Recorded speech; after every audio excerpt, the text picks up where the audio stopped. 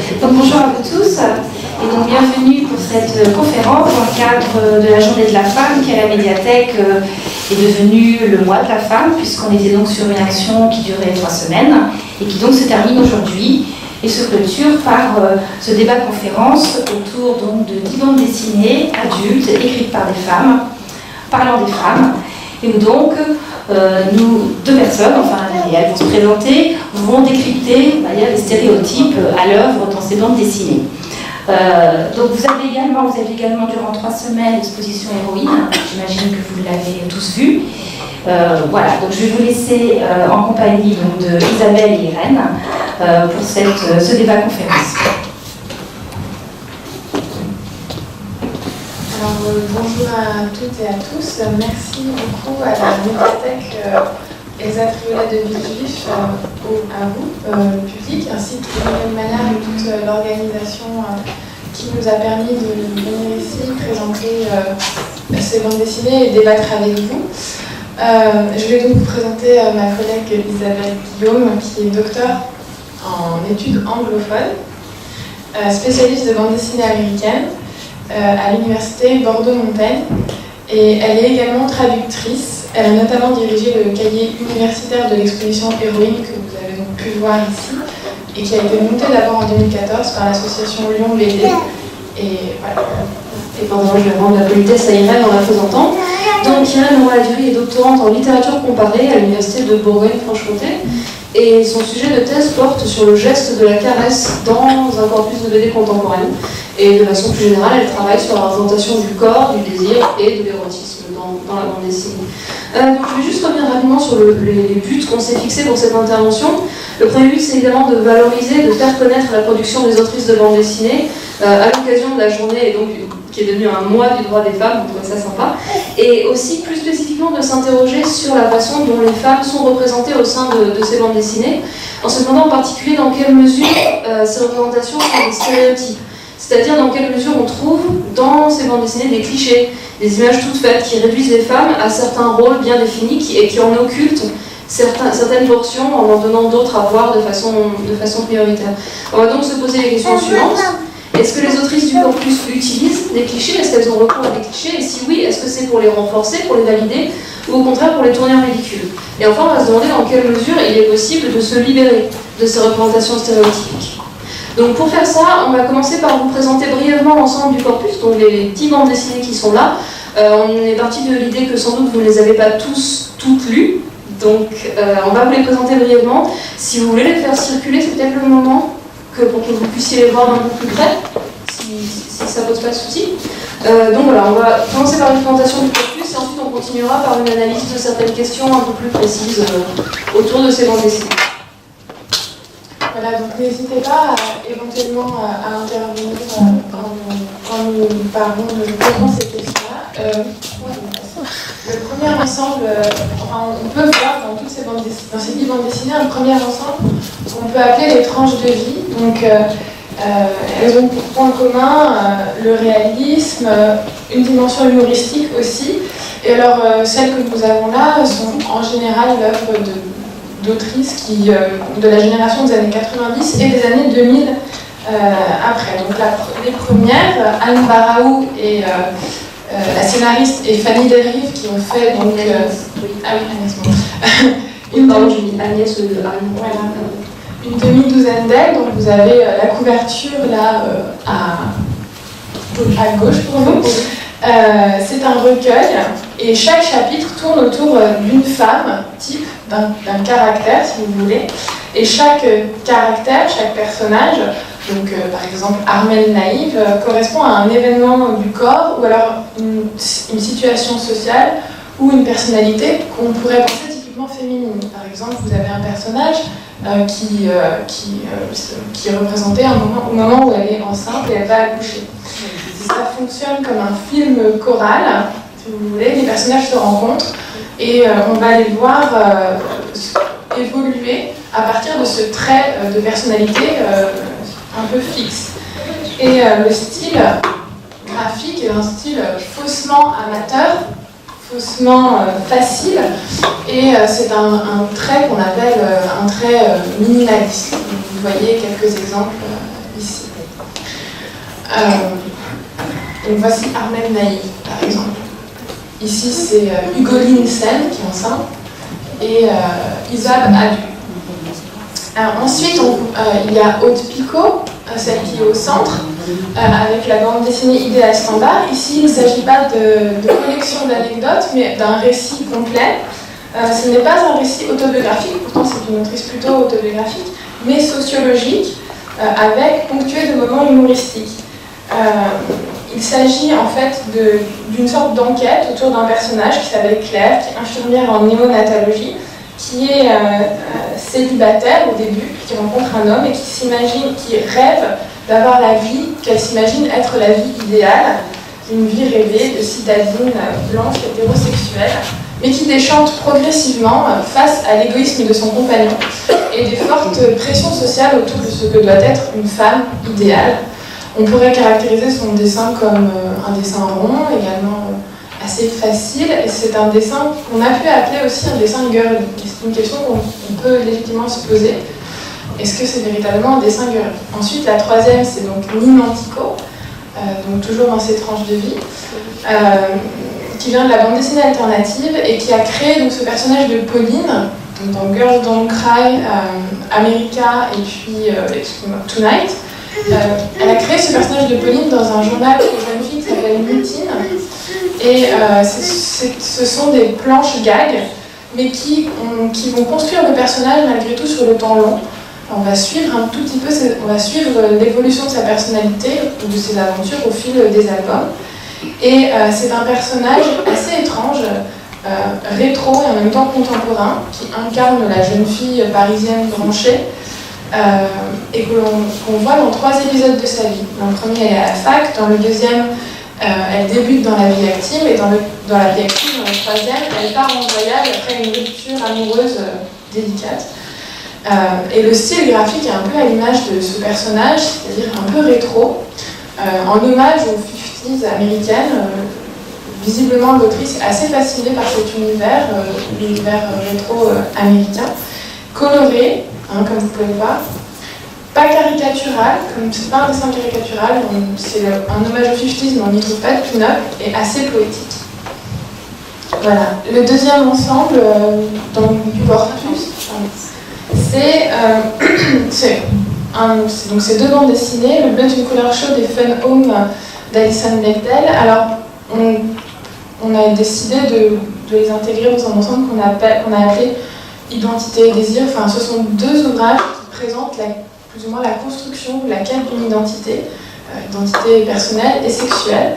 Donc la première, Alison Bechdel, c'est une autrice alternative lesbienne qui a créé une série qui s'appelle Les Gouines à suivre, que vous avez donc qui est présentée dans la médiathèque là, et qui est une collection d'anecdotes.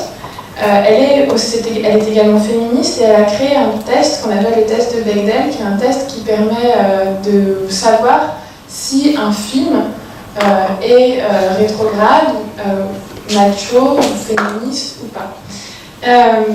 C'est une œuvre, donc Fun Home, pour le coup c'est une œuvre autobiographique. C'est un récit de deuil sur le père de l'autrice qui a disparu, dont elle se demande si il est mort par accident ou s'il se serait suicidé.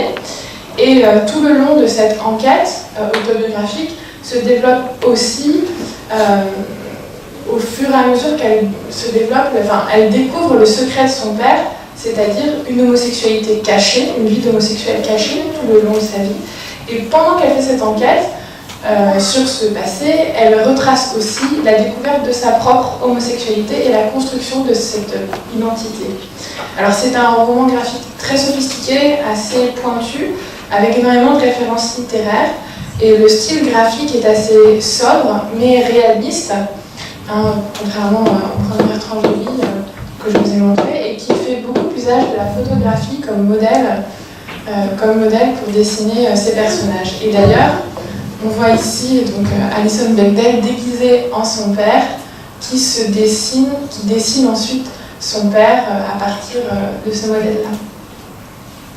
Alors la deuxième BD, c'est Le bleu d'une couleur chaude, dont vous avez peut-être entendu parler d'abord par la réception assez brillante par l'adaptation du film par Abdelatif Kechiche, qui s'appelle La vie d'Adèle. La bande dessinée est un récit de construction, un récit initiatique où une jeune femme, Clémentine, découvre son homosexualité, mais qui se met présent, visiblement a tendance à mettre à distance cette identité de lesbienne, peut-être, sans doute, parce qu'elle a subi elle-même des rejets de la part de sa propre famille dont elle est exclue et de la part de ses amis. Le récit fonctionne par un journal intime. C'est celle dont elle est amoureuse, celle avec qui elle est en couple dans toute la bande dessinée. Emma découvre son journal intime après sa mort, et c'est ce journal intime qui nous est donné à lire dans ce récit.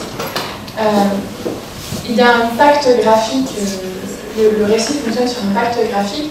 Tous les passages au passé sont en noir et blanc, avec un lavis d'encre de Chine. Et il y a une seule couleur qui est utilisée dans ce moment du passé, c'est le bleu, qui caractérise Emma. Donc, non, je ne l'ai pas mis, on le verra plus tard. Sur les cheveux, voilà. C'est Emma est une fille aux cheveux bleus et aux yeux bleus. Voilà. Donc c'est une bande dessinée à composante érotique. Donc nous montrerons une planche érotique dans la suite de notre exposé. Voilà, vous êtes prévenus si ça vous gêne. C'est bon? Oui, il comprendra. Ok, super. C'est bon pour moi? Alors, le troisième ensemble qu'on avait était un ensemble qui était plutôt centré autour de la question de l'enfance, de l'adolescence et des pressions sociales, des attentes qui s'imposent aux jeunes, aux enfants et aux adolescents, aux jeunes adultes.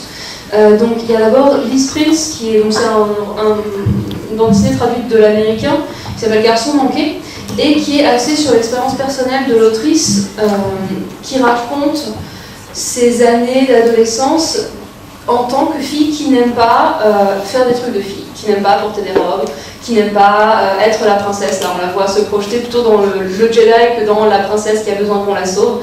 Donc c'est une fille qui ne comprend pas trop ce qu'elle est parce qu'elle ne s'identifie pas aux passions qu'ont les filles de son âge. Et au début, ce qui est compliqué pour elle, c'est que certaines personnes de son entourage l'accusent d'être lesbienne, ce qu'elle n'est pas. Elle est très clairement attirée par les garçons et pas du tout par les filles. Certains enfants lui disent qu'elle essaie d'être un garçon, qu'en fait elle refuse d'être une fille, ce qui n'est pas vraiment ce qu'elle ressent non plus. Donc il y a beaucoup de confusion au départ, et au fil de l'album, Liz, donc au fur et à mesure qu'elle grandit, acquiert finalement le vocabulaire nécessaire et les outils conceptuels pour comprendre ce qu'elle est, c'est-à-dire une fille, puis une femme, mais une femme qui ne se reconnaît pas pour autant dans des comportements typiquement féminins. C'est-à-dire qu'en fait, l'album, qui est très didactique, finit par aboutir à une définition du terme de genre, qui est donc opposé au terme de sexe, puisque le sexe, c'est la réalité biologique du corps, une fille ou un garçon, alors que le genre, c'est les constructions sociales qui vont autour, les attentes qui sont imposées par la société aux jeunes filles, aux enfants, et qui leur disent que être une fille, c'est faire ci ou ça, c'est porter tel vêtement, c'est se comporter de telle façon. Et donc Liz finalement se sent absolument libérée par cette prise de conscience, cette prise de conscience qu'on peut être une femme, mais sans être pour autant féminine et sans accepter toutes les pressions qui viennent de la société si on ne le souhaite pas. Donc c'était le point important. Il y a 2-3 passages sur lesquels on pourrait revenir. Et donc, cette idée que je veux être une fille, mais selon mes propres critères, c'est finalement la conclusion du récit, et c'est cette idée qu'en fait il y a plein de façons d'être une fille, et on ne peut pas forcer d'être une fille en portant du rose, en portant des robes, et que finalement on peut être très heureuse dans sa peau une fois qu'on a compris ça et qu'on l'a fait comprendre aux autres. Donc je passe à la Excusez-moi. Oui. Si je peux juste me permettre sur cette BD-là, Ouais. un point juste pour aller un petit peu plus dans le détail. Sur le genre, justement, il est différent selon l'époque et la société dans laquelle on est. Et justement, ça montre à quel point le genre est défini par la société dans laquelle on est, c'est-à-dire le comportement féminin. Voilà. Précisément, le genre, c'est rien d'autre qu'un comportement social, en fait. Exactement, et donc selon l'époque dans laquelle on est, et même selon le pays dans lequel on est, le genre est différent. Bien sûr. Ouais, tout à fait. Une petite précision qui permettait de mieux comprendre. Merci. Donc Morel, l'autrice suivante, donc l'ouvrage, c'est, je la couverture ici, c'est Louisa, ici et là, qui est donc un récit dessiné et écrit par Carole Morel, qui parle entre autres de sexualité, mais pas seulement, puisque donc c'est une biographie fictionnelle, le personnage de Louisa est fictionnel, c'est pas directement l'auteur, qui a pour toile de fond la découverte du désir pour d'autres femmes, mais qui s'intéresse en fait davantage à décrire le cheminement des personnages dans leur choix de vie. C'est-à-dire que ça ne traite pas uniquement de la sexualité, ça traite aussi en fait beaucoup de qu'est-ce que c'est que grandir, quel choix on fait, comment est-ce qu'on construit sa vie. Et l'album en fait met en scène un espèce de parti pris fantastique qui est que Louisa adulte va rencontrer Louisa adolescente. Et la même personne va se fréquenter, les deux à deux âges différents vont rentrer en contact et vont échanger. Et donc en fait, à travers la confrontation de leur point de vue, entre l'idéalisme un peu naïf de Louisa jeune, que vous avez à gauche, et les renoncements ou la résignation plus réaliste peut-être de Louisa adulte, le personnage est encouragé à s'interroger sur ses choix de vie, notamment sur la question de son propre désir pour des femmes, mais pas seulement, aussi sur son travail, sur les choix qu'elle a fait de faire de la photographie alimentaire plutôt que de la photographie d'art. Donc c'est un nombre de tensions au sein du personnage qui vont se résoudre à travers cette confrontation. Et notamment, ce moment dans le temps où l'adulte et l'enfant se rejoignent, ce temps prend fin quand Louisa décide de tenir tête à sa mère et de refuser, donc d'avoir une discussion ouverte avec sa mère, de lui dire qu'elle refuse de se conforter à la loi du secret que sa mère lui impose. Sa mère ne veut pas entendre parler d'homosexualité, ne veut pas que ce soit possible d'en parler. Et ce que Louisa lui dit, c'est simplement, voilà, je veux qu'on puisse parler ça.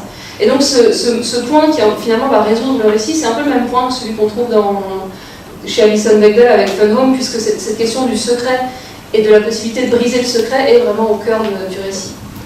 Voilà. Et donc pour terminer rapidement sur cette présentation du corpus, on a 3 albums d'humour qui ont en partage donc non seulement cette vocation humoristique, mais aussi des profils graphiques assez similaires. C'est-à-dire que dans les 3 cas, on a un trait qu'on appelle un trait girly, avec des personnages très longilignes, souvent en talons hauts, avec des longs cheveux, des visages très enfantins, des grands yeux. Donc tous ces traits qui sont associés à la féminité et qui thématiquement, donc ça c'est le plan graphique. Sur le plan thématique, au contraire, on a un intérêt pour la vie quotidienne, pour la mode parfois, mais pas seulement, les tracas du quotidien, la famille, parfois le travail, souvent les relations amoureuses aussi. Donc on a d'abord Et toi, quand est-ce que tu t'y mets, qui est un album scénarisé... On a les noms des auteurs donc scénarisé par Jean-Michel Cazot, dessiné par Madeleine Martin, qui, ce qui m'intéresse, c'est qu'il est édité par Fluide.g, donc un label de fluide glacial qui donne à supposer en soi que l'humour de Fluide Glacial serait un humour masculin et que donc pour éditer des femmes chez Fluide Glacial, il faut faire un label spécial qui s'appellerait Fluide.g, qui serait en rose comme ça, et qui adopterait un style girly. Donc déjà en soi, ça nous positionne la bande dessinée dans un créneau qui est un créneau assez particulier et qui peut interroger. Il y a également fait Fluide Glamour. Ouais, Fluide Glamour, c'est pas la même chose, Fluide. G, Glamour. C'est peut-être la même chose. Je pense que c'est grosso modo la même chose. C'est peut-être transformé effectivement. Ouais, Fluide Glamour qui est connu notamment pour Péché Mignon. Oui, c'est ça, exactement. Tout à fait. Maya Mazorette, qui est du coup sexiste, pas mal. Bah, et en même temps, attends, parce que Maya Mazorette, c'est quand même une féministe qui a ses travers, mais on peut en parler. Mais bon, c'est des textes qui, parce qu'ils sont humoristiques et parce qu'en même temps ils manipulent ces représentations-là, sont nécessairement très problématiques. On va y revenir juste après. Je termine juste la présentation. Donc, dans Et toi, quand est-ce que tu t'y mets, les gags sont centrés autour de la position atypique de Jeanne, qui est une trentenaire qui ne veut pas d'enfant et qui est en permanence forcée de justifier son choix dans un monde où la maternité est présentée comme une étape naturelle, une étape peut-être obligée, et le comique vient du fait qu'elle se sent complètement dépassée par cette espèce d'injonction sociale à se reproduire, dans laquelle elle ne se reconnaît pas du tout. Ensuite, Margot Motin et Dick Lee sont deux auteurs qui ont le même type de carrière, qui viennent donc du blog bande dessinée, du dessin de presse aussi, et qui sont emblématiques du style qu'on appelle le style girly. Margot Motin, donc là c'est des gags en une page qui prolongent directement son blog. Elle parle de ses copains, de sa fille, de son quotidien de trentenaire, de sa famille, de ses chaussures à talons, et donc elle incarne vraiment le type même de ce que c'est que la bande dessinée girly. Dick Lee dans Forever Bitch, On a à la fois la logique du gag en une page, je ne sais plus si j'ai mis des... Non. Après on en aura. Donc on a à la fois la logique du gag en une page avec une chute à la fin qui est censée faire rire, et en même temps on a quand même une espèce de chronique de la vie de 3 copines qui vont avancer dans leur vie sentimentale. Donc c'est essentiellement centré autour de leurs copains, puisqu'elles sont toutes hétérosexuelles. Et c'est encore une fois très typique du girly, on parle de mariage, de est-ce qu'on veut se marier ou pas, des copains, mais pas beaucoup du reste.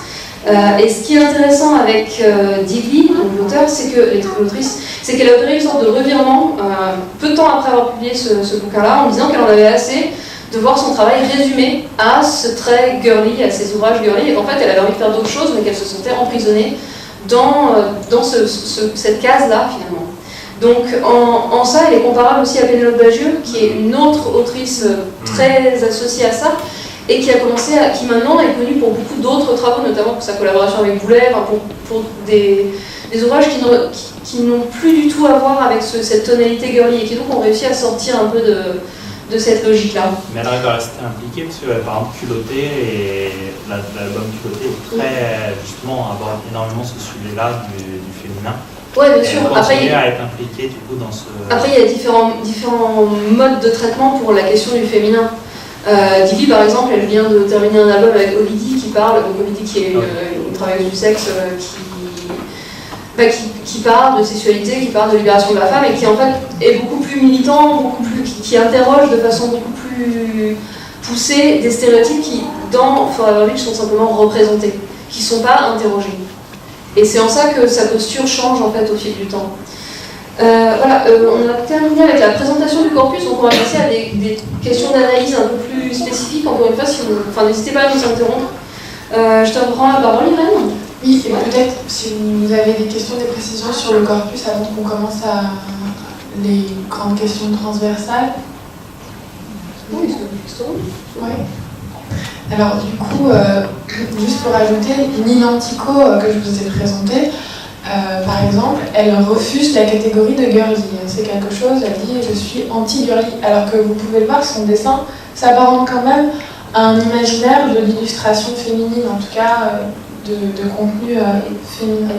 Voilà, donc juste c'était pour ajouter sur la question des autrices qui sont étiquetées girly. Voilà.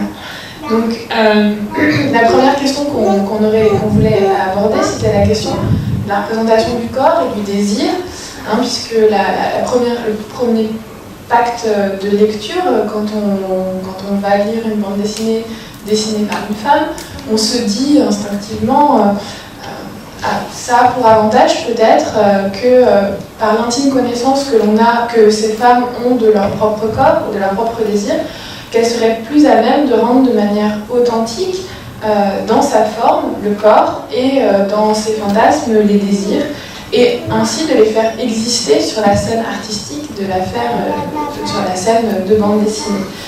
Cet horizon de lecture que l'on a quand on ouvre ce genre de bande dessinée, cela peut venir du fait qu'on a énormément critiqué, il y a eu beaucoup de critiques, de la sexualisation outrancière des corps féminins dans la bande dessinée par des hommes pendant des décennies. Et notamment la figure de la pin-up, qui se promène toujours toute nue dans les cases de bande dessinée et dans les aventures qui lui sont dévolues. Et la question qu'on peut se poser, c'est est-ce que ces femmes, est-ce que ces autrices dessinent, récupèrent cet héritage de la pin-up ou dessinent autrement ?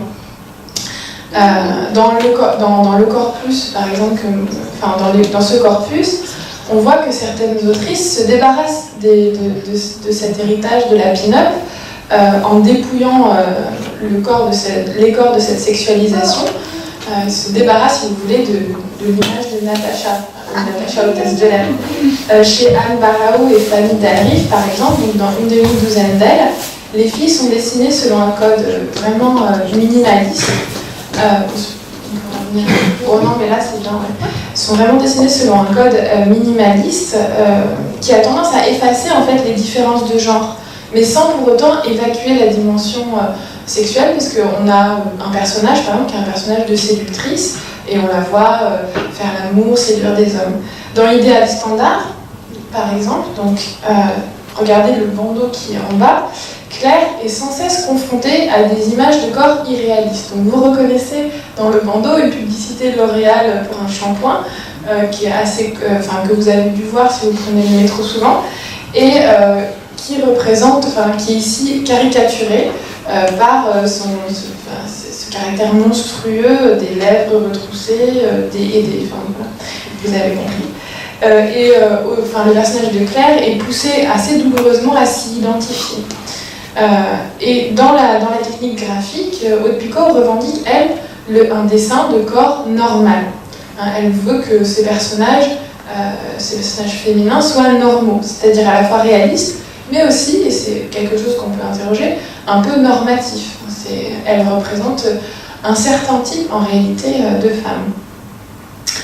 Mais cela lui permet de témoigner de manière authentique des affects et des sensations quotidiens. Un peu plus loin, ici vous voyez, je reprends toujours Aude Picot, en bas à gauche, elle veut représenter les mécanismes du désir chez une femme, et on voit ici Claire qui est chez son amie kiné, qui, dans un contexte donc de soins, elle reçoit un soin parce qu'elle a le dos bloqué à cause de la moto de son compagnon, et c'est dans ce moment-là, ce moment privilégié de discussion entre femmes, qu'une discussion décomplexée sur le désir va avoir lieu, et qu'elle confesse à son amie kiné qu'elle n'arrive pas à avoir de plaisir sexuel avec son compagnon. Voilà. L'autre chose qu'on peut dire en fait sur ces bandes dessinées qui représentent les corps de manière normale ou minimaliste, c'est par exemple dans Une demi-douzaine d'ailes, dans cette planche-là, le personnage d'Hugo Linssen se retrouve à la maternité et elle veut allaiter. Et cette bande dessinée, cet épisode représente parfaitement l'ignorance que l'on peut avoir du corps de la femme, que des femmes peuvent avoir de leur propre corps. Donc ici, vous avez une armée d'aides-soignantes et d'infirmières et une amie de Hugo Linssen qui donne énormément de conseils absolument contradictoires sur comment allaiter son enfant. Donc vous voyez là, des bulles qui encadrent la pauvre Hugo Linssen qui est complètement perdue. Voilà. Donc voilà ce que cette bande dessinée peut faire pour montrer les corps autrement et montrer aussi la connaissance que l'on peut avoir du corps. À l'autre bout du spectre, dans des bandes dessinées qui parlent plus clairement d'histoire de sexualité, donc par exemple Fun Home et Le bleu est une couleur chaude, ces bandes dessinées graphiquement témoignent de partis pris originaux dans la représentation des corps. Donc pour revenir à Le bleu est une couleur chaude, vous avez entendu parler de la polémique qui a mis en opposition Julie Marot, donc l'autrice, et Abdelatif Kechiche, qui reprochait au réalisateur d'avoir représenté les scènes de sexe entre Emma et Clémentine comme des scènes de porno chic lesbien, alors que sa bande dessinée, elle la revendiquait comme une bande dessinée authentiquement lesbienne et pas faite pour un public, pas faite pour exciter un public hétéro. Et le coup de force, effectivement, de la bande dessinée de Julie Marot, c'est de représenter un érotisme lesbien, certes, mais aussi adolescent, puisque Clémentine est adolescente. Et c'est une sorte, un peu un coup de force dans la publication jeunesse, parce qu'il s'agit de présenter l'apprentissage du désir et de manière tout à fait frontale et crue. Alors, comment elle s'y prend ? Elle s'y prend de manière tout à fait fine. Elle représente la fétichisation du désir de Clémentine. Elle utilise la couleur bleue, qui est la couleur des cheveux d'Emma, et peu à peu, au fur et à mesure que Clémentine va désirer Emma, cette couleur bleue va passer sur d'autres objets, et notamment dans les rêves de Clémentine, que vous voyez ici à l'écran, et le bleu va se fixer sur une main rêvée, qui vient caresser et donner du plaisir à Clémentine dans son rêve. Ainsi, donc voilà comment elle s'y prend. Donc, dans cette bande dessinée, on voit bien qu'il est possible de montrer des corps fantasmés, des corps fétichisés, sans pour autant relayer systématiquement des stéréotypes, comme par exemple Julie Marot l'avait reproché à Abdelatif Kechiche. Voilà. L'autre chose excusez-moi. Chez Alison Bechdel, la représentation de la naissance du désir homosexuel se fait complètement autrement. Elle ne se fait pas dans le sens d'un épanouissement des corps explicite dans la case de bande dessinée. Au contraire, Alison Bechdel, dans sa bande dessinée, se représente en train de découvrir la sexualité à travers les livres. Oui, voilà. Donc vous la voyez ici en train de lire énormément de livres et dans la case du haut de se masturber en lisant un livre érotique écrit par une femme. Donc voilà. Je ne sais pas si vous avez des questions.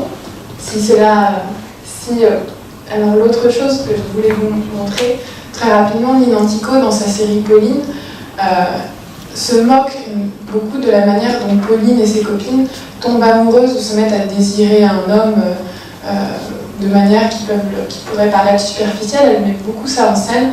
Ici, donc, on a la mise en scène de Pauline et ses copines qui lorgnent sur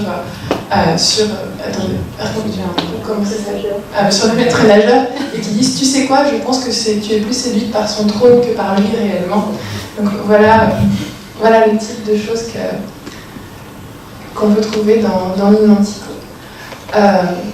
Donc, fondamentalement, cette question des corps, de la représentation des corps, elle renvoie plus globalement à la question des stéréotypes, dont qu'on a un peu déjà introduit avec Isabelle. Et donc, est-ce qu'ils sont présents dans ces bandes dessinées? Comment sont-ils représentés? Et pourquoi? Alors, moi, ce qui m'est apparu en relisant ces bandes dessinées, c'est la question de la différence entre le type et les stéréotypes. Alors, qu'est-ce que ça veut dire?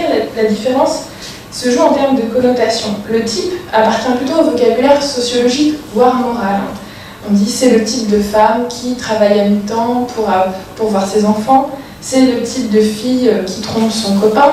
Donc voilà, ici on a un discours un peu généralisant, c'est le type, qui se veut relativement neutre, car il propose des jugements individuels. Le stéréotype, lui, est un peu voisin du préjugé et porte une connotation très péjorative, et on peut facilement remplacer dans le langage commun stéréotype par caricature. En effet, le stéréotype est un jugement qui porte implicitement ou explicitement sur un groupe et non pas sur une personne. Par exemple, toutes les femmes sont des menteuses. Mais vous l'aurez compris, le passage du type au stéréotype est assez ténu. Et quand j'ai dit c'est le type de fille qui trompe son copain, je charrie sans le vouloir tout un lot de stéréotypes. Les filles sont faibles, menteuses, manipulatrices, etc. Dans cette BD, ce qui est intéressant, c'est qu'elle tente d'apporter à leur manière un éclairage sur le vécu et l'existence d'une ou plusieurs femmes. Ainsi, on oscille entre la nécessité de faire des généralités, par exemple Claire, c'est un type sociologique, d'en recourir donc au type, et parfois on joue plus ou moins bien avec des stéréotypes, c'est-à-dire des catégories culturellement et socialement construites pour définir des attitudes, ici par exemple typiquement féminines. On peut se demander si Margot Motin, qui met en avant très directement le stéréotype de la jeune fille branchée, au prétexte de rire de soi, ne court pas le risque de reproduire des a priori négatifs, de reconduire des a priori négatifs sans grande distance critique. Et cela renvoie en fait à un discours féministe assez ancien, selon lequel le féminin est une identité particulièrement caricaturée en divers stéréotypes. Par opposition, l'identité masculine serait une identité neutre et universelle. L'identité féminine, elle, aurait été construite selon un éventail restreint de choix. Donc c'est le discours traditionnel du choix entre la vierge ou la putain, ou encore la création du XXe siècle, cette synthèse qu'on appelle justement la pin-up, qui est entre la femme-enfant et la vampe. Chez Nin Antico, par exemple, Pauline joue des stéréotypes par l'ensemble de son attirail, la blonde écervelée, les lunettes de Lolita qui renvoient à la femme-enfant, le graphisme des années 50, et elle-même véhicule des stéréotypes. Oui, par exemple, elle-même véhicule des stéréotypes. Alors, c'est pas dans cette planche explicitement qu'elle véhicule un stéréotype. On va voir. Par exemple, j'ai vu qu'à la porte d'entrée, vous avez mis une illustration où elle dit oh là là, vous imaginez s'il fallait qu'on soit grosse, s'il faudrait qu'on soit hyper sympa. Là, Pauline véhicule un stéréotype sur les personnes grosses. Mais justement, ce qui est drôle dans les bandes dessinées de Nina Antico, c'est... alors, j'en ai repéré d'autres dans la BD, par exemple, elle est obsédée par la cellulite, elle est obsédée par les garçons, et je crois que c'est dans cette planche-là. Non, je l'ai mise après. Pardon, excusez-moi, je me perds un peu. Dans une planche... Oui. Dans une planche, elle dit à ses copines ce qui compte avant tout, c'est d'être ensemble et tout. Et à la fin, sur la dernière case, on les voit qui regardent chacune leur téléphone portable. Il n'a pas encore appelé. Donc en fait, ce qui est amusant, c'est que Pauline représente et charrie des stéréotypes, mais à chaque fois, on rit un peu d'elle parce qu'on rit de sa faiblesse à ne pas pouvoir résister à reconduire certains stéréotypes, par exemple. Pauline n'est pas une super-héroïne, hein, elle a ses petites lâchetés, et c'est ça qui nous fait rire et moquer d'elle. Dans une demi-douzaine d'elles, les autrices, donc elles, c'est l'inverse, partent d'un type, la femme enceinte, la fille idéaliste, la fille libérée, et la femme jalouse, par exemple, et étayent les personnages en les confrontant à des dilemmes moraux. Par exemple, la femme idéaliste et altruiste se sent envahie au bout d'un moment par les autres et ça lui pose un problème. Ou encore, la femme jalouse et trompée.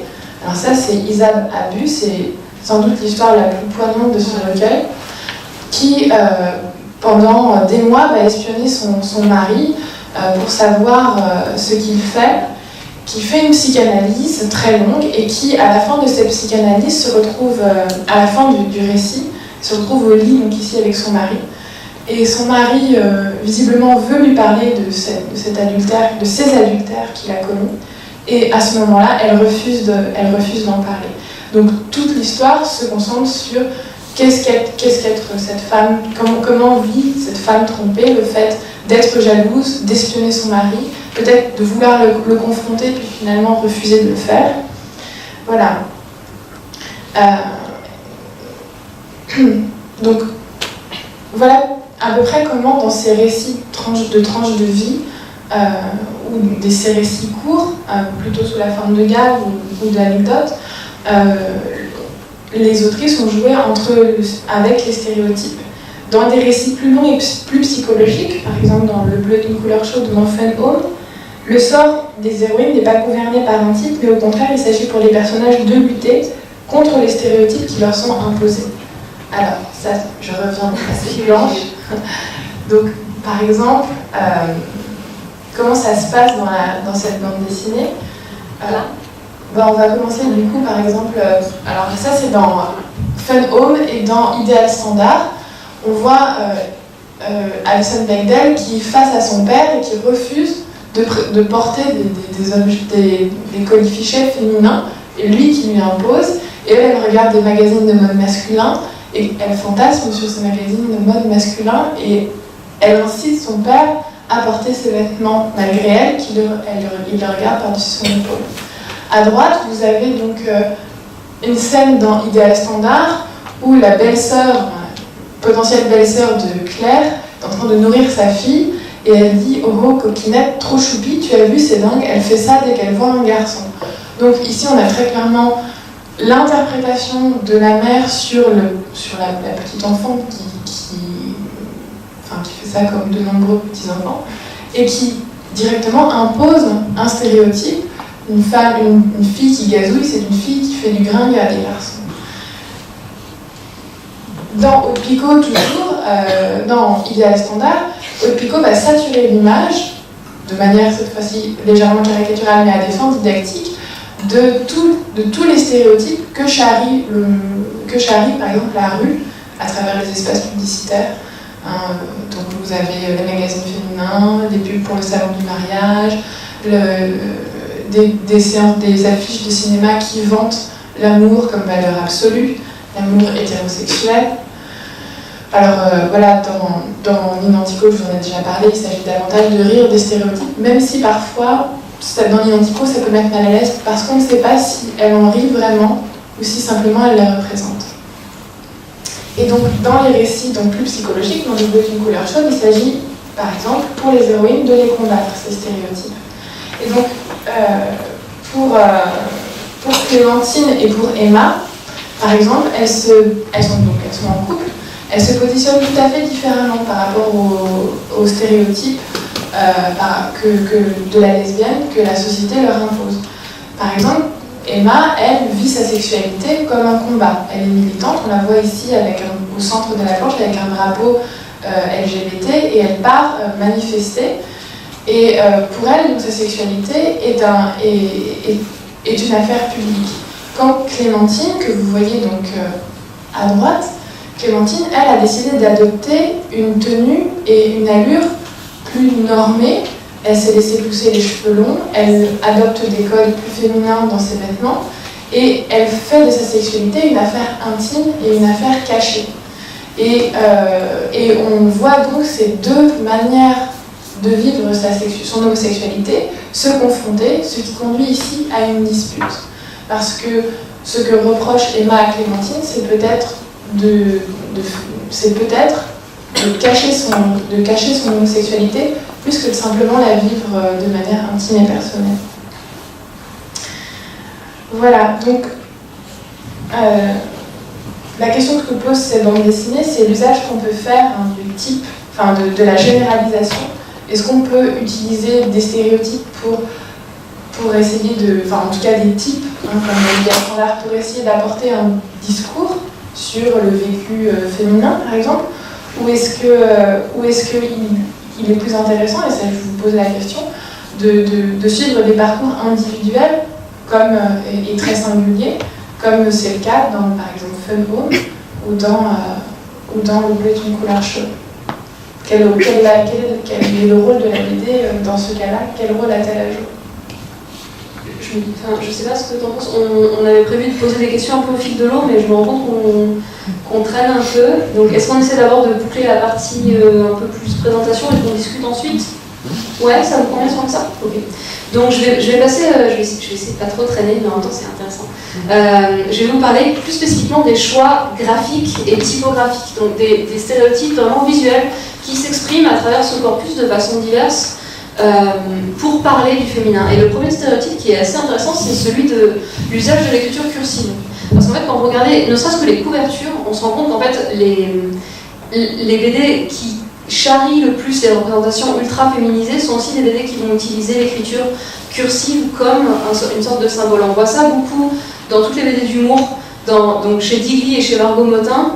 Cette écriture cursive est vraiment une forme de signature pour symboliser une sorte d'intimité peut-être, de côté un peu artistique ou fantasque ou une sorte de créativité simpliste qui est du coup associée à l'image de la femme qu'on veut donner. Mais on trouve aussi dans d'autres textes, on trouve notamment chez Bechdel, en bas à gauche là, puisque Allison tient son journal intime et que le journal intime est aussi un des vecteurs de la réflexion sur soi et sur le corps.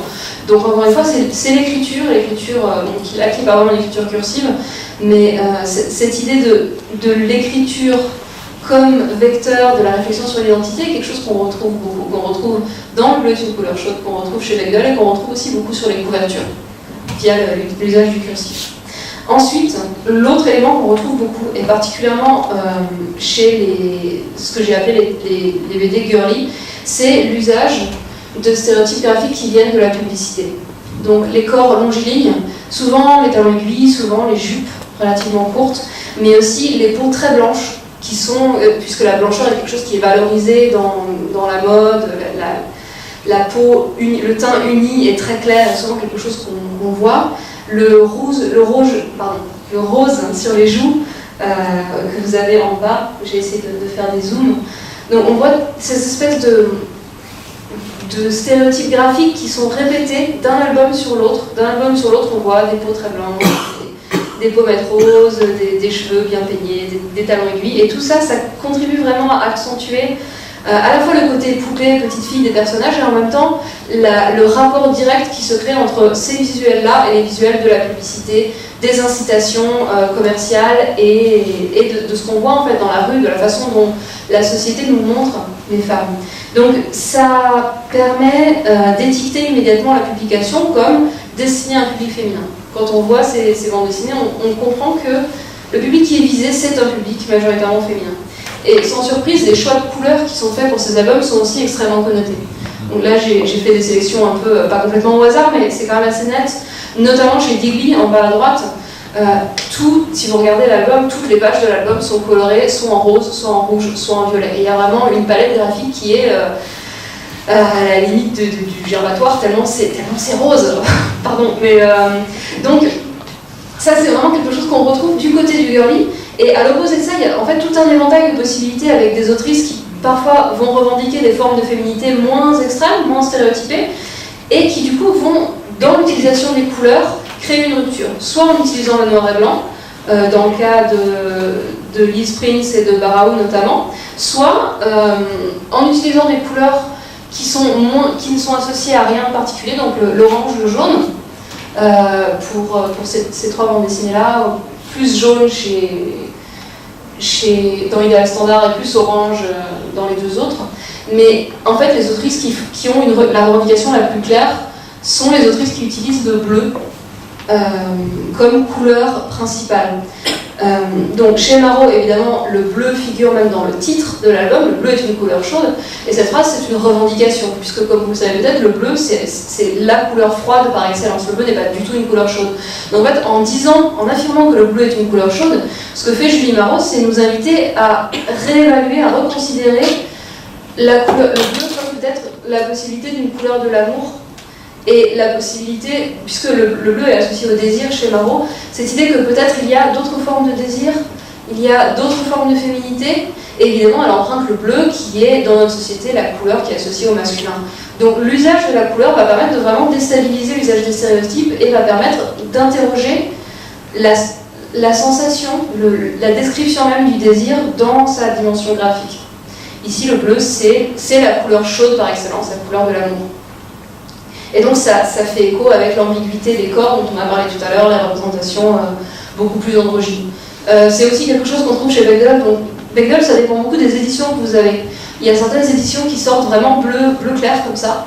Il y en a d'autres qui sortent beaucoup plus gris ou même un peu verdâtre. C'est pas très net. Ce qui est sûr, c'est que dans cet album-là, elle utilise le bleu uniquement, et dans la suite qui est dédiée à sa mère et pas à son père, I am my mother, donc c'est toi ma maman. Là par contre elle utilise le rose, le rouge et le rose parce que c'est l'histoire de sa mère par rapport à l'histoire de son père. Voilà, donc ça c'était des moyens qu'utilisent en fait les auteurs les autrices les plus revendicatrices pour proposer un autre usage des stéréotypes graphiques et peut-être essayer de faire réfléchir, ou en tout cas de créer une sensation différente de lecture.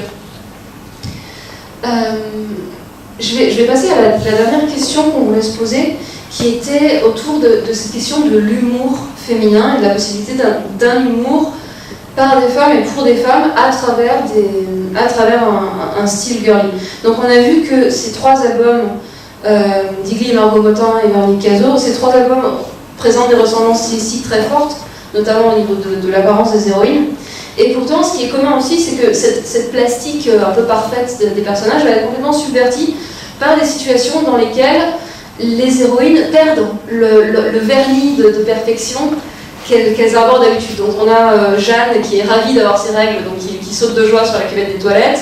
On a Margot qui lâche une bordée de jurons, bordel à la chiotte de télécommande, sa mère a pu une poufiasse de. Donc il y a une espèce de moment assez réjouissant où elle lâche complètement son personnage de jeune femme, elle a une trentaine d'années quand même, de femme, de mère parfaite, et elle devient cette espèce de monstre d'injure qui prend toute la place dans la page. Et on a encore ça chez Digby, où tout d'un coup, l'héroïne principale commence à avoir des bourrelets, alors qu'elle ne les a pas du tout dans le reste de l'histoire, mais c'est le moment où elle focalise sur son apparence, et donc à ce moment-là, elle perd complètement tout d'un coup sa plastique parfaite, et elle devient une fille normale avec des bourrelets, voilà, des choses un peu... Donc il y a ce jeu constant entre la conscience d'utiliser un stéréotype et la possibilité de rompre ce stéréotype à des fins humoristiques, pour justement jouer sur l'inattendu, sur le fait que finalement elles ne sont pas si parfaites, finalement elles sont comme nous. Elles ont envie de porter des talons hauts, mais elles aiment aussi dire des gros mots, et il y a cette espèce d'idée qu'en montrant ces conflits-là, on va faire rire. Il y a quand même quelque chose qui me semble un peu compliqué dans ces albums-là, c'est l'usage constant de stéréotypes qui sont négatifs, notamment Margot Motin. Margot Motin achète des chaussures.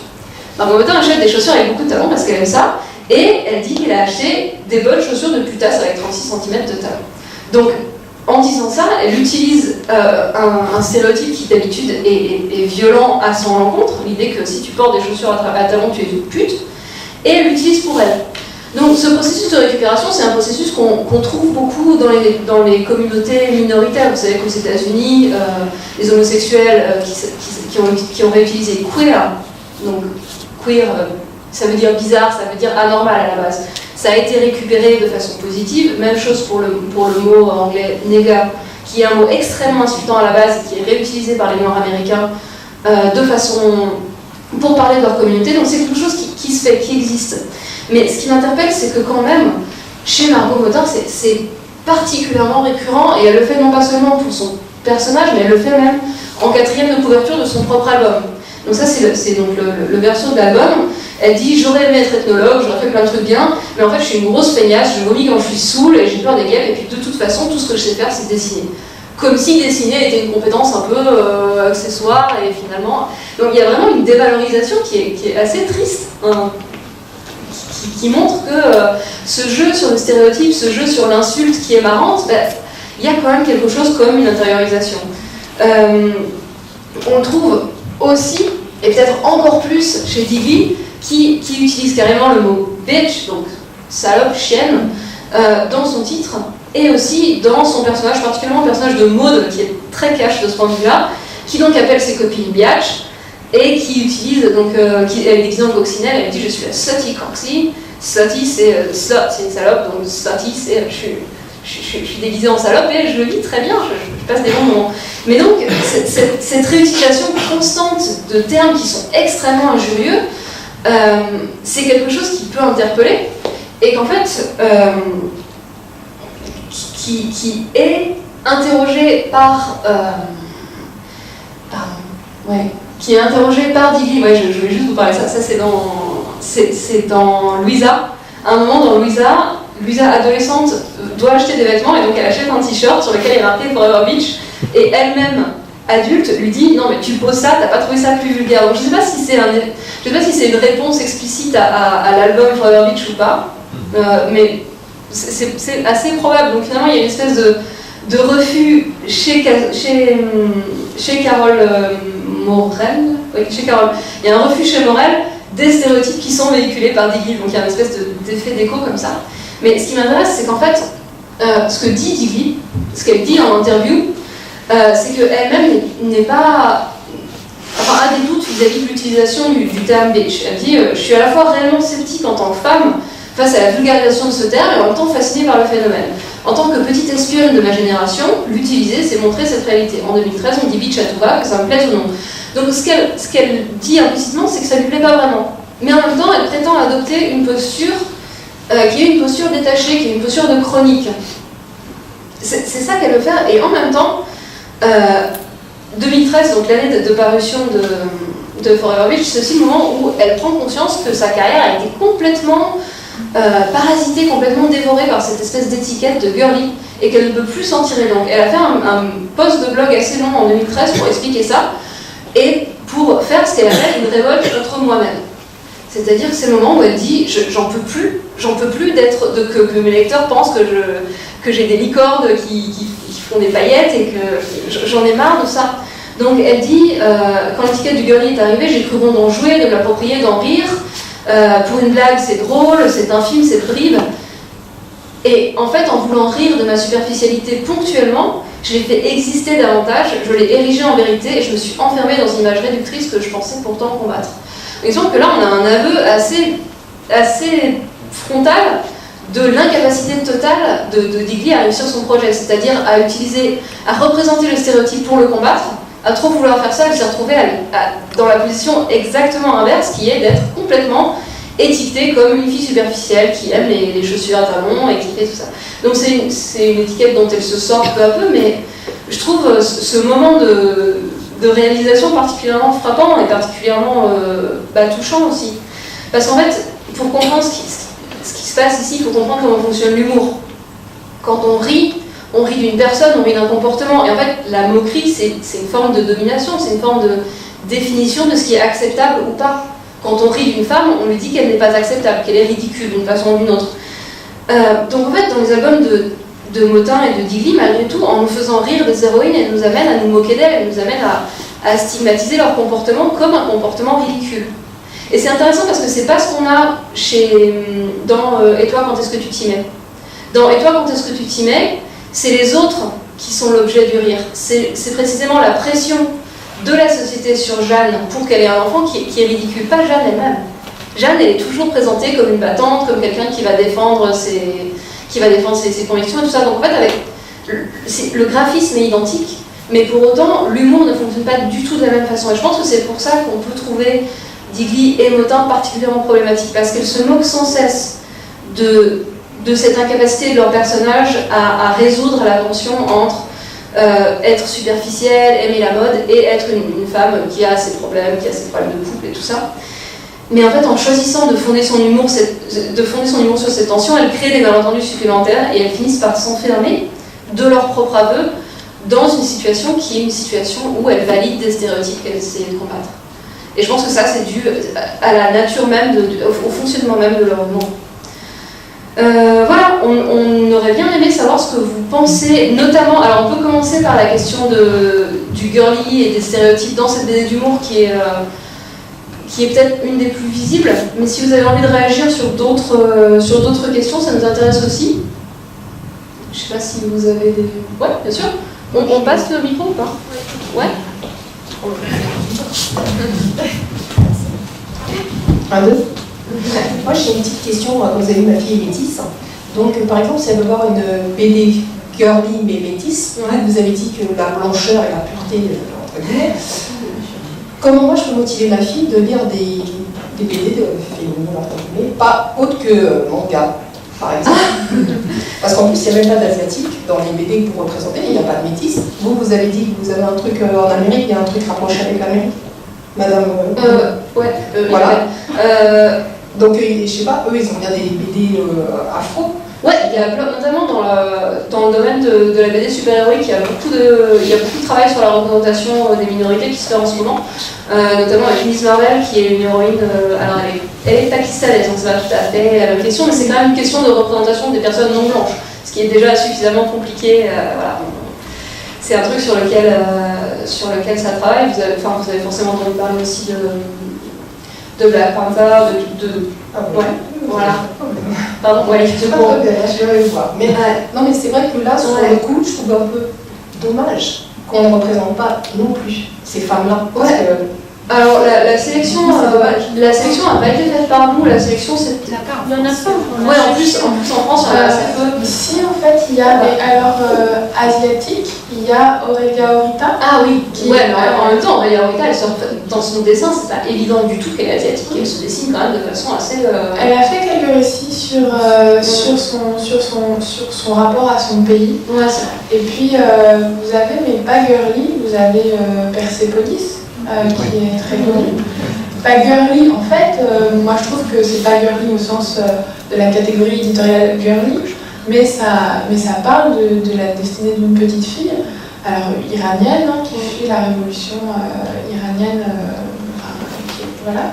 Et puis Aurelia Horita, alors le problème d'Aurelia Horita, c'est que ses BD les plus connus, c'est des bandes dessinées érotiques, c'est fraises et chocolat. Mais elle a fait d'autres titres qui parle de son rapport à son pays, au pays d'origine de ses parents et aux traditions qui sont là. Et les sino-khmer, enfin sino-françaises khmer. Donc voilà. Et non, par contre, tu parlais de Persepolis et de Marjane Satrapi, merci, j'ai les trous. Un album qui parle plus spécifiquement de féminité, mais encore une fois qui est plus pour les adultes que pour les jeunes, c'est Broderie. Et Broderie qui est absolument excellent, hein, qui est un ouvrage qui parle de les femmes de la famille se réunissent quand les hommes sont partis et parlent de leurs histoires de femmes. Et Broderie, c'est magistral, c'est formidable. Voilà, c'est Broderie, c'est très bien. Après, il y a Marguerite Aboué pour... Ah oui, bien sûr, ouais. Aya de Léon, c'est vraiment bien. Mais l'illustrateur est un homme. L'illustrateur est un homme, ouais, mais bon, on les aime bien quand même, je crois. Ouais. Et puis, ça me semble pas rentrer dans la catégorie de girly, Ouais. alors Aurélorita, alors un trait, on a défini comme girly en fait. Mais oui, effectivement, il y a du Dupont qui est vraiment très bien. Après, ouais, c'est vrai qu'après, ça va être des minorités hyper anecdotiques. Je pense que dans les nombris, il doit y avoir une fille qui est... Oui, je crois qu'il y a une fille, il me semble, les nombris, qui est cette espèce de comédie adolescente, c'est un peu mais... Bah, c'est plutôt drôle en fait. Ouais, je trouve ça drôle. Ouais, oui, mais c'est vraiment... Les nombris, c'est partie de la sélection pour les enfants. Ouais. À l'école, etc. Et les trois filles, même s'il y en a une qui paraît typée parce qu'elle est brune, etc., c'est pas du tout investi dans la BD. D'accord, du tout. Non, pas du tout, ouais. Donc non, c'est pas le sujet. Enfin, ouais, c'est vrai que c'est hyper compliqué. La BD est quand même un milieu qui... très concentré quand même. Ouais. Faut dire. La BD franco-belge. Ouais, la vraie. Voilà. Dans les auteurs. Mais effectivement, du coup, la sélection est assez à l'image de ce qui se fait en termes de bande dessinée féminine sur le marché éditorial. Sinon, le manga, c'est bien aussi, en vrai. Pas que confirmé, hein.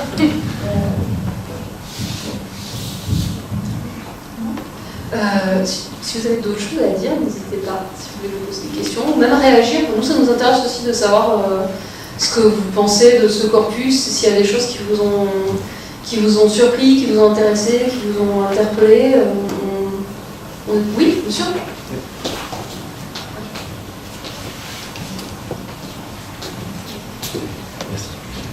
Oui, j'avais, par rapport au corpus, j'avais une question sur, vous n'avez pas eu envie de, un peu pour justement déconstruire les stéréotypes, prendre des auteurs, des autrices de bande dessinée qui racontent des histoires qui n'ont rien à voir avec le fait d'être une femme, justement. Alors, je fais des références un peu anciennes, mais je pense à Annie Göttinger ou Chantal Montellier, des femmes qui racontaient des histoires comme des hommes auraient pu raconter des histoires.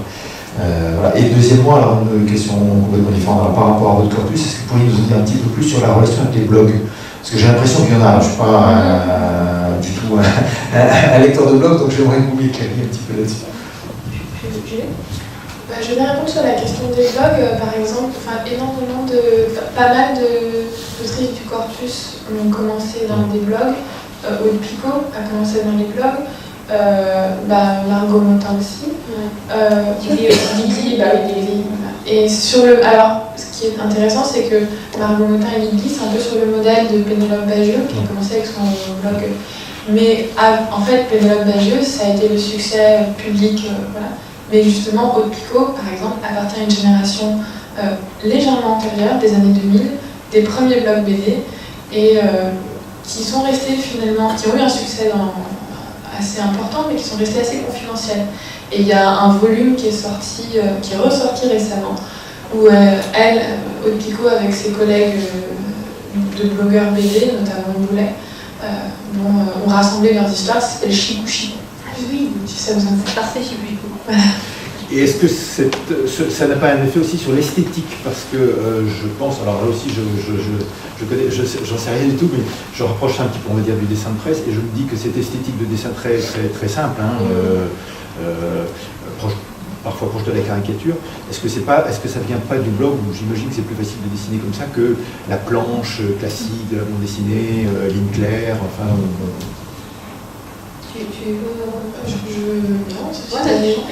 En fait, effectivement, le blog BD renoue, je pense, notamment par son graphisme, avec une tradition qui fait partie de l'histoire de la bande dessinée, du dessin de presse.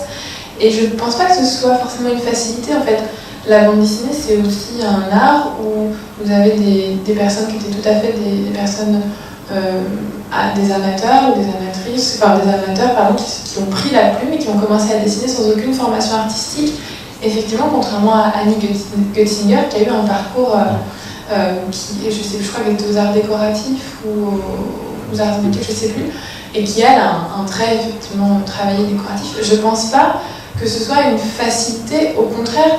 Par exemple, Aude Picot, que j'aime beaucoup, elle se confronte avec son dessin qui a l'air si simple à des thèmes extrêmement sérieux. Par exemple, un peu comme Nissan Bechdel, avant de publier Idéal Standard, qui est un succès commercial aujourd'hui, elle a publié un petit ouvrage qui s'appelle Papa, où elle raconte le suicide de son père. Et le raconter sous cette forme si simple, qui peut apparaître simple, mais qui est un travail aussi de dénuement du style, d'efficacité du trait, c'est aussi porter un discours sur un événement traumatique. Voilà, donc je dirais pas que c'est une facilité. En revanche, oui, c'est vrai que les blogs BD ont eu tendance à favoriser ce style, je pense, parce que le blog BD se pense aussi dans l'affiliation du dessin de presse. Mais Boulet travaille énormément ses dessins aussi. Il peut avoir des dessins extrêmement foisonnants et complexes. Je sais pas si tu as... Je n'ai pas grand-chose d'intelligent à rajouter. Je partage l'essentiel du travail. Non, peut-être juste sur la question du corpus. Donc encore une fois, c'est un corpus qui a été choisi par les animatrices de la médiathèque. On n'a pas vraiment choisi. La question que vous posez me rapporte à une interrogation que j'ai eue moi vis-à-vis du travail de Carole Morel, qui m'a pas frappée immédiatement comme étant... Bon alors bien sûr, elle parle de son homosexualité, mais il me semble qu'elle parle aussi, et peut-être avant tout, de ce que c'est que grandir, de ce que c'est que devenir adulte et renoncer à certains rêves. Et il me semble que typiquement le travail de Morel est un travail qui ne parle pas que de féminin, enfin qui n'est pas forcément centré avant tout sur la question du féminin, qui est avant tout centré sur la question du passage à l'âge adulte, du rite. Et donc le choix même du corpus, effectivement, voulait supposer qu'on allait s'intéresser aussi sur la question de la femme en tant qu'objet représenté et pas seulement en tant que sujet représentant. Donc c'était pour pouvoir parler de ça qu'on a fait ce choix-là. Après, évidemment, on pourrait parler simplement de graphisme et parler de femmes qui dessinent des choses qui sont scénarisées par des hommes, par exemple, ou qui sont adressées à un public beaucoup plus large. Comme finalement Persépolis, c'est un assez bon exemple de ça, de quelque chose qui parle bien au-delà des frontières d'un groupe social particulier. J'espère avoir répondu. Voilà. Ok. Question. Non. Ouais. Du coup, je vais rebondir un petit peu sur la question qui vient d'être posée justement par rapport à Opico, qui est par rapport à le corpus que nous avons choisi avec les collègues, justement sur la simplicité apparente du dessin. Donc nous, ça a vraiment été un gros coup de cœur avec aussi Bechdel. Et en fait, on se rend compte, quand vous allez lire la BD, si vous ne connaissez pas déjà, c'est que cette finesse du dessin, elle va vraiment découvrir il y a des scènes merveilleuses où, par exemple, elle est dans son service de néonatologie, où elle va toucher juste avec sa main des mains de bébé. Et en fait, il y a un sentiment qui passe, vraiment quelque chose de très fort. Et elle y arrive avec un dessin vraiment qu'on peut qualifier de simple, mais il est simple, mais il va droit au cœur, vraiment. Enfin, c'est très fort, c'est rare que les BD, j'aime beaucoup les BD, mais c'est rare que j'ai trouvé ça. Et voilà, c'est à la fois simple et à la fois ça va rendre des choses extrêmement complexes. Voilà, c'était juste pour... Pardon, juste un mot aussi sur Alison Bechdel, je voulais quand même juste signaler le fait que c'est une superstar dans l'étude de la bande dessinée états-unienne. Alison Bechdel, c'est l'une des... Fun Home en particulier, c'est l'un des 3 albums les plus étudiés. Si on fait une petite statistique rapide sur les parutions universitaires sur la question, elle a vraiment accédé à un statut de classique. Donc je ne sais pas si à partir du moment où on est un classique, on reste... je pense qu'elle a quand même accédé à quelque chose d'universel en devenant ce classique-là, parce qu'elle parle aussi de littérature, elle parle aussi du statut du média, elle parle de beaucoup d'autres choses en fait que de sexualité. Elle parle c'est une œuvre qui est infiniment complexe, avec des effets de construction, des effets de jeu de miroir. Cette case-là, on pourrait en parler 20 minutes, avec les bulles qui se croisent, et puis les personnages qui se regardent l'un l'autre dans le miroir, qui se projettent l'un dans l'incarnation de l'autre, parce que chacun désire... bref, je ne vais pas vous refaire tout ça, mais c'est une BD qui est extrêmement complexe et qui a vraiment accédé à un statut de classique instantané à partir de sa sortie. Bechdel est passée du statut de dessinatrice lesbienne obscure qui faisait Dice to Watch Out For au statut de superstar. Elle a une comédie musicale à Broadway, elle a eu le Genius Grant, elle a eu une bourse récompensant l'ensemble de son œuvre qui est extrêmement prestigieuse. Enfin, elle est passée, voilà, elle fait partie du patrimoine BD mondial maintenant. Donc voilà, je pense que c'est aussi peut-être l'exemple le plus probant de prendre des problèmes extrêmement spécifiques, le problème d'une femme issue d'une communauté particulière à un moment donné aux États-Unis et en faire quelque chose qui en fait est complètement universel. Après, ça reste c'est un récit de vie quand même. Oui. C'est après Fun Home, il y a eu la suite où elle s'adresse justement à sa maman et j'ai trouvé ça sublime, où elle dévoile certaines vérités, parce qu'à cette époque-là, c'était quand même très pudique, donc on ne pouvait pas tout dire, mais elle a réussi justement, avec le contenu texte et illustration, à dénoncer certaines choses et puis même à le dire, à dire certaines choses qui étaient vraiment très très très touchantes. Moi, je connais pas cette BD. Je réfléchissais juste à cette histoire à cette question des couleurs, du bleu et du rose pour la maman. Et quelque part, j'arrive pas encore à poser ma pensée sur ça, mais je trouve qu'à la fois, en gros, elle me dit est-ce que c'est pas un peu dire quand une femme est lesbienne, du coup, ça prend la couleur de l'homme. Donc, qu'est-ce que ça veut, vous voyez ce que je veux dire? Je prends le bleu pour représenter le fait que je suis homosexuelle, étant femme. Donc, étant femme, du coup, si je suis homo, en fait, je suis un peu un homme. Est-ce qu'il n'y a pas un peu de ça? Et quand je représente la mère, du coup, là, je deviens au rose. En fait, du coup, en utilisation stéréotypée, en réalité, des couleurs assez classiques. Ouais, alors, il y a deux choses. Non? Oui, je disais il y a peut-être un peu de ça aussi. Ouais. Il y a deux choses. Déjà, le rose dans Are You My Mother, c'est pas du tout un rose, c'est plus un rouge un peu sombre, enfin un peu boueux. Vous l'avez C'est toi ma maman? Oui. Ouais, donc il faudra aller voir. C'est pas non plus rose-rose. Hein. C'est un peu clair en fait. Comme la couleur de votre t-shirt en fait. Donc voilà, c'est pas un rose-rose. Je pense que c'est juste pour avoir un effet. Je suis pas persuadée qu'elle ait choisi dans le premier album d'utiliser le bleu parce que c'était avec le projet d'utiliser le rose ensuite. Je pense qu'elle a fait Fun Home et vu le succès, et elle a fait I Am My Mother, mais ça lui a pris beaucoup de temps. Donc c'était pas un projet, il n'y avait pas de projet de suite dès le début. Ensuite, sur la question de est-ce que je me donne comme étant un peu un homme parce que je suis lesbienne, dans le cas spécifique de Bechdel, c'est un peu vrai, dans le sens où elle présente sa construction individuelle comme étant très marquée par l'esthétique masculine. On a la diapo où elle regarde justement, elle regarde les magazines de mode masculin et elle fantasme complètement sur l'apparence de ces hommes, mais pour elle voudrait ressembler à ça. Donc elle n'est pas en train de dire que toutes les lesbiennes sont comme ça, pas du tout. Et si vous lisez Lesbiennes à suivre, Dykes to Watch Out For, c'est pas du tout ça, il y a plein de nanas qui sont très féminines, d'autres qui sont moins féminines. Donc c'est pas la question, mais comme elle parle de son parcours à elle, effectivement dans son parcours à elle, il y a une ambiguïté très forte sur l'identification à des figures masculines. Donc c'est peut-être aussi pour dire ça qu'elle prend le bleu, effectivement. Mais parce que ça résonne avec une expérience qu'elle vit intimement. En ce qui concerne Julie Marot, la question du bleu, c'est très intéressant parce que moi, je l'ai lu la première fois et je me suis dit, le bleu est là pour vraiment créer cette incertitude sur l'androgynie des mâles. Donc, le personnage que vous avez sur la couverture, qui a effectivement, on en parlait avec Isabelle, de dos, où on ne sait pas si c'est un jeune homme ou une jeune femme, elle a un dos assez sec et musculeux. Et donc je pensais que c'était ça. Et en écoutant des entretiens, Julie Marot dit non, alors pas du tout, j'ai choisi le bleu parce que ça allait bien avec le gris, mais c'est un pur choix esthétique.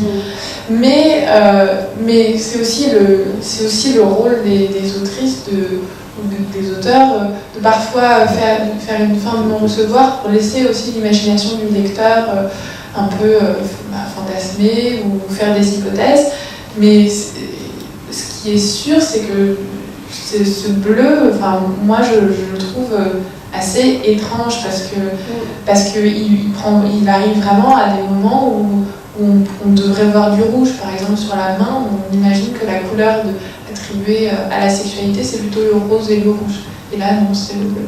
Donc ici je pense qu'il y a quelque chose d'une incertitude voulue moins que, de la part de l'autrice, moins qu'une manière de dire le bleu c'est pour les garçons et quand on est une lesbienne, on s'identifie aux garçons, d'autant plus que Clémentine, elle, qui a un destin tragique, elle il y a une planche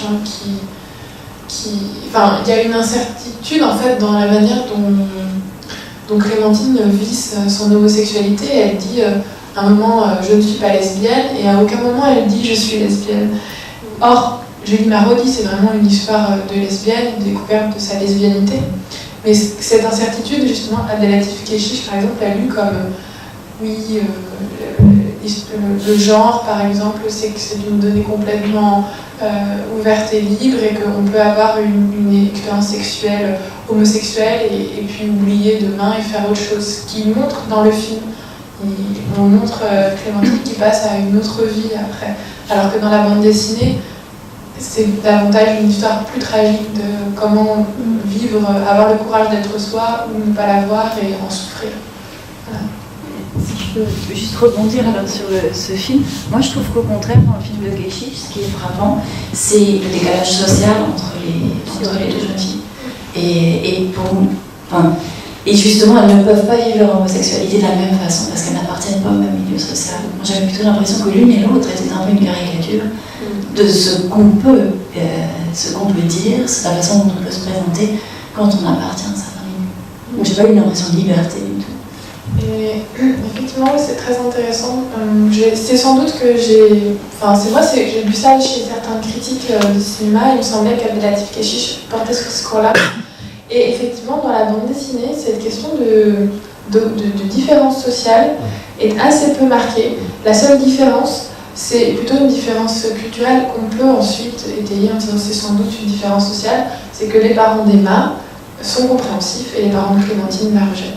Et ensuite, Abdelatif Kechiche a visiblement étayé ça avec un discours social qui correspond à son œuvre, elle. Mais effectivement... Oui, mais non, enfin, je ne vais pas revenir sur le film. Mais il me semblait que malgré tout, Clémentine avait une forme de liberté. Déjà, elle ne meurt pas.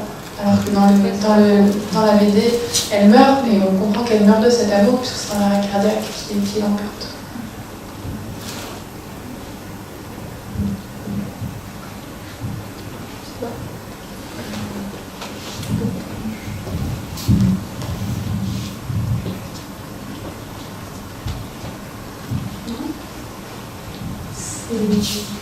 Je sais pas. Je sais pas si on s'arrête là, si tout le monde a posé les questions qu'il avait à poser. Ouais.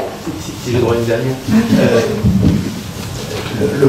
L'univers de la BD, donc des créateurs de BD, est un univers très masculin. Ça a été pointé il y a 2 ou 3 ans à Angoulême, avec justement le fait que je crois que les sélectionnés étaient exclusivement masculins, donc il y a eu une réaction. Est-ce que vous avez l'impression que c'est quelque chose qui, malgré tout, est en train d'évoluer? Vous nous avez montré un corpus contemporain qui est quand même riche, et encore qui n'est qu'une sélection. Est-ce que vous avez l'impression que c'est quelque chose qui est en train de bouger, en train d'évoluer? Dans la sphère, en la sphère franco-belge, ce que disent en fait les discours qui ont été portés après cette polémique, c'est de dire qu'en fait il existe déjà beaucoup d'autrices de bande dessinée. Vous avez cité Annie Götzinger et il y en a depuis longtemps en fait. C'est qu'on a starisé ou mis en avant surtout. Alors est-ce que c'est pour des raisons de qualité des œuvres ou est-ce que c'est plutôt une forme de construction sociale et culturelle? Voilà, je laisse décider, mais on a moins mis en avant, on aurait moins mis en avant des œuvres de femmes. Et s'il y a des choses qui sont en train de bouger, en tout cas, il est clair que cette année en particulier, la sélection à Angoulême a cherché à mettre en avant des créations de femmes. Ou alors, oui, des créations de femmes. C'est ce que je veux dire. Et pour parler un peu plus du domaine que je connais mieux, c'est-à-dire le domaine états-unien, la question est plus visible. C'est-à-dire qu'il y a des décisions qui sont prises, qui sont de féminiser certains domaines, notamment dans le domaine de la bande dessinée super-héroïque dont on parlait tout à l'heure. Il y a des décisions qui ont valeur de manifeste. On décide que le super-héros Thor, donc, qui est masculin par excellence, va devenir une femme. on décide que Miss Marvel va devenir une jeune fille d'origine pakistanaise. Donc il y a à la fois sur la question de la féminité et à la fois sur la question de la représentation des minorités en général, il y a une conscience qui est beaucoup plus aiguë qu'auparavant. Après, est-ce que ça se traduit dans les chiffres? Pas tant que ça. En tout cas, dans l'industrie de la bande dessinée mainstream, donc le grand public, il reste une écrasante majorité d'hommes aux commandes et les femmes sont en fait surtout dans des postes d'éditrices ou de coloristes, donc des postes qui sont un peu des postes en bout de chaîne, pas forcément payés très bien, ou alors des postes d'accompagnement du travail plus que des postes de création. Pour autant, les dessinatrices existent, y compris dans des genres très masculins. Il y a des dessinatrices de super-héros, il y en a plusieurs. Le problème, c'est que les noms me bloquent à chaque fois. Mais Amanda. Comment ça s'appelle Amanda qui fait. Je bloque. Pardon? On est quand même le titre. Amanda Connor, ouais, pour Supergirl, qui est un bébé de super-héros dessiné par une femme. Je me trompe ou pas? Parce que peut-être. Les noms, j'ai trop du mal, donc dis-moi. Non? Non. Jill, enfin il y en a, elles existent, elles sont là, c'est juste que là je suis bloquée sur le campus franco-belge, mais il y a des dessinatrices dans tous les secteurs, simplement c'est vrai qu'elles sont peu visibles, et voilà, c'est un truc qui est en train de se faire, il y a une conscience plus aiguë qu'avant, il y a des blockbusters qui ont été inimaginables il y a 30 ans, enfin, Wonder Woman réalisé par une femme qui parle d'un peuple d'Amazon, c'est quand même un symptôme du temps malgré tout. Quand même le signe qu'il y a une volonté de faire quelque chose, c'est aussi qu'il y a une réception au niveau du public, les gens ont envie de voir ça. Et il y a des femmes qui ont pleuré devant Wonder Woman parce que c'était la première fois qu'elles voyaient une nana qui faisait ce que font les hommes d'habitude. Et je crois que c'est assez touchant et c'est le signe que peut-être les imaginaires sont en train de se reconfigurer aussi. Après, pour que la population de créateurs devienne 50-50, il va falloir du temps, quoi, nécessairement. Et puis c'est des métiers précaires, et du coup les femmes ont moins envie de se précariser, et puis voilà, ça pose tout un tas de problèmes aussi de nature sociale qui sont liés au statut des autrices et des auteurs de bande dessinée en général. Et un fait marquant, c'est on a beaucoup parlé de la question, donc on a parlé d'autrices et des représentations de femmes. Le fait marquant, c'est que on a, je pense, je crois que j'ai lu ça dans des articles, on a remarqué que la majorité des lecteurs de bande dessinée étaient des lectrices. Et vous avez certains auteurs de bande dessinée qui prennent acte de ça et qui le mettent en avant dans leur discours et aussi dans leur choix. Voilà. Grâce au manga, tu disais... Oui, grâce au manga, complètement. Alors, vous m'arrêtez quand il faut que je m'arrête. Mais le manga en France a été reçu de façon et un peu associé aux hommes, ce qui est assez bizarre parce que dans tous les autres pays d'Europe, notamment en Allemagne, les lecteurs de manga c'est 90% de femmes. Même chose, mais oui, et c'est fou, et j'ai pas encore compris pourquoi, mais en France on était à peu près sur du 50-50 avec des connotations majoritairement masculines parce qu'on pense à Dragon Ball Z, on pense à tous les animés des années 80, et alors que dans plein d'autres pays, le manga a été vraiment la porte d'entrée pour les lectrices dans la bande dessinée. En Allemagne, dont j'en ai parlé, aussi aux États-Unis, où le marché super-héroïque, qui était très très masculinisé, a été soudain concurrencé par l'arrivée du manga, qui avait des genres, qui avait des autrices, qui avait des choses qui parlaient aux jeunes filles et aux femmes, et qui a permis vraiment la démographie des lecteurs a complètement changé à partir des années 90, à partir du moment où le manga a été publié aux États-Unis. Et c'est aussi pour ça qu'à l'heure actuelle, on peut avoir des femmes qui s'intéressent à la création de bande dessinée, donc le manga a eu vraiment un impact hyper important de ce point de vue-là. Voilà, donc le manga c'est bien. C'est un phénomène qu'on voit aussi dans le roman policier, la majorité des lecteurs de romans policiers sont des femmes, et on peut s'étonner de cette opposition entre un contenu qu'on imagine hyper viril, assez violent, et puis un lectorat. Donc ça fait partie aussi des stéréotypes qu'on peut éventuellement réenvisager. Excusez-moi. Du coup, comme on parle des stéréotypes et on parle des mangas, dans Ranma et demi, parlons-en, totalement les mémés, les bon bref. dans la BD. Je ne sais pas si vous connaissez déjà le dessin animé. Et du coup, là, c'est bien dommage de ne pas avoir mis une petite référence parce que du coup, il y a des stéréotypes, mais alors, les flagrants, quoi. C'est un truc de... En plus, Ranma, il devient fille comme les mouillés. Il y a vraiment... Mais alors là, on a tous les clichés. Hein. Quoi, juste... Même Nicky Larson, il y a des clichés. C'est hyper bizarre parce que c'est un gars qui parle de changer de sexe et qui en fait n'en parle pas du tout. Qui en parle sans en parler.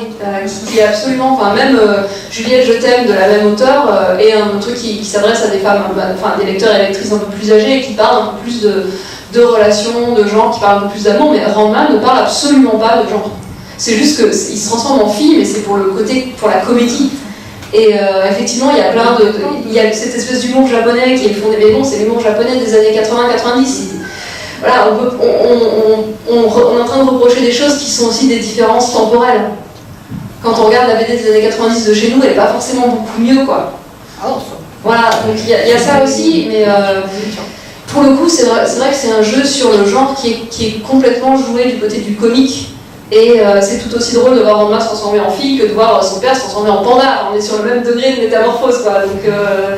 Donc effectivement, ça parle de sexe sans en parler, à la différence de... Moi, je parle toujours d'un comics américain hyper méconnu qui s'appelle Shade, et dans lequel Shade, donc le héros principal qui est un homme, se réincarne dans un corps de femme pendant quelques épisodes, et là pour le coup la question est vraiment traitée, c'est-à-dire qu'il se retrouve tout d'un coup dans un corps de femme et il a des interrogations du type j'ai mal au sein, qu'est-ce qui m'arrive, et donc ses copines lui expliquent mais tu sais il se passe des choses, c'est normal. Donc ça c'est typiquement d'autres moments où la même question va être traitée de façon complètement différente et qui nous permet peut-être par comparaison de voir que Ranma en fait on parle sans en parler, mais on parle de façon uniquement comique, superficielle. Ouais. Ensuite, dans le manga, il y a vraiment, depuis assez longtemps, une longue tradition de ces inversions de genre ou de travestissement. Vous connaissez peut-être Lady Oscar, c'est un animé qui est à l'origine un shoujo, donc un manga pour filles, qui s'appelle La Rose de Versailles et qui raconte l'histoire d'une fille qui est élevée comme un homme et qui fait partie de la garde royale de Marie-Antoinette, et où on pose en fait, l'autrice pose la question de comment vivre une identité féminine alors que visiblement c'est un obstacle dans une société qui est la société de cour. Et c'est une vieille tradition japonaise. En fait ça commence avec Osamu Tezuka dans les années 50 avec Princesse Saphir qui est une fille qui se déguise en garçon, et à un moment le garçon doit se déguiser en fille. Enfin, ça, il y a des étages de déguisement absolument improbables.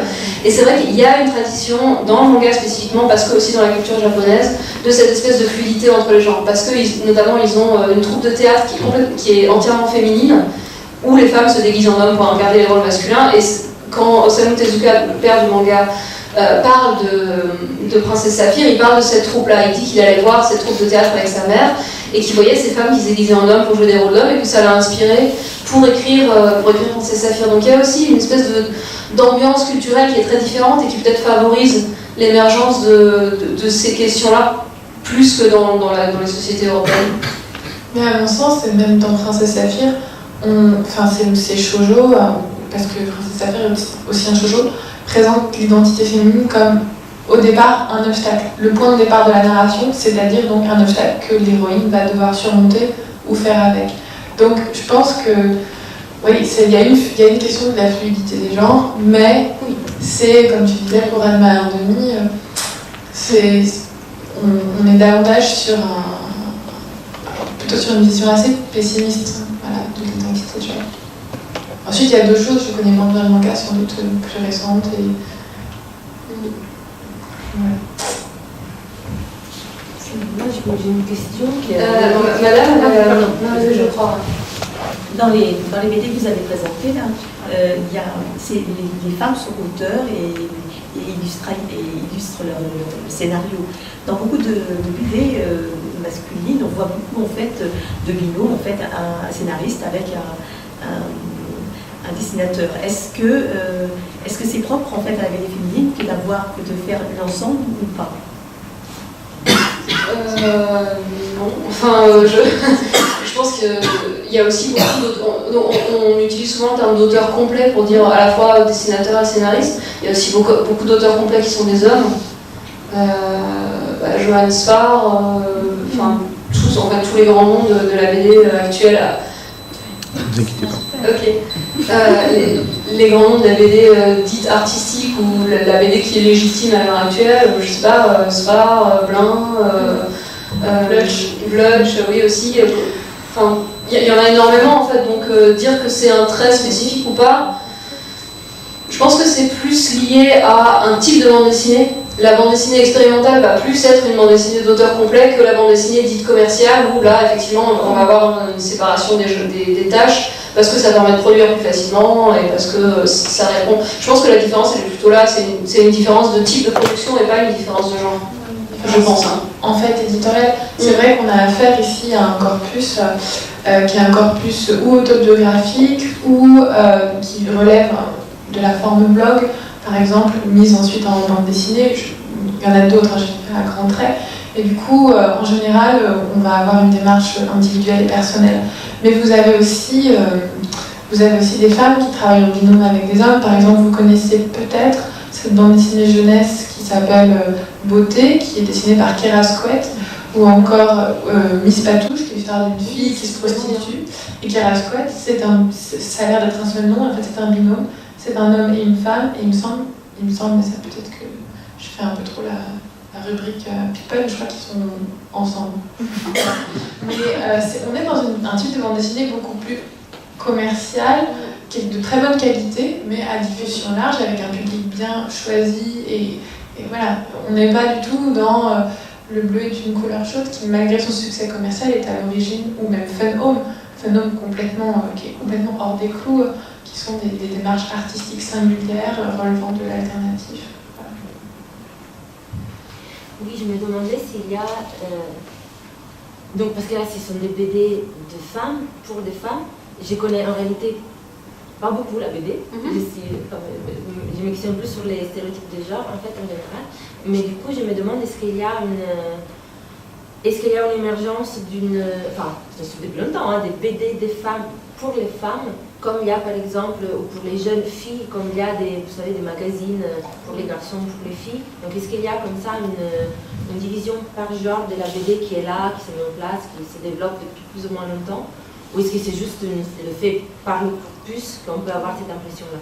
Ça dépend de quelle industrie on parle. Encore une fois, si on regarde ce qui se passe du côté de l'industrie japonaise, c'est un truc qui est instauré depuis longtemps. On a shoujo qui veut dire jeune fille et qui est un genre souvent dessiné par des femmes et très majoritairement lu par des jeunes filles. Ce qui est assez perturbant parce que l'inverse n'est pas vrai. Le shonen, qui est donc la BD pour jeunes garçons, est en fait lu à 50% par des jeunes filles.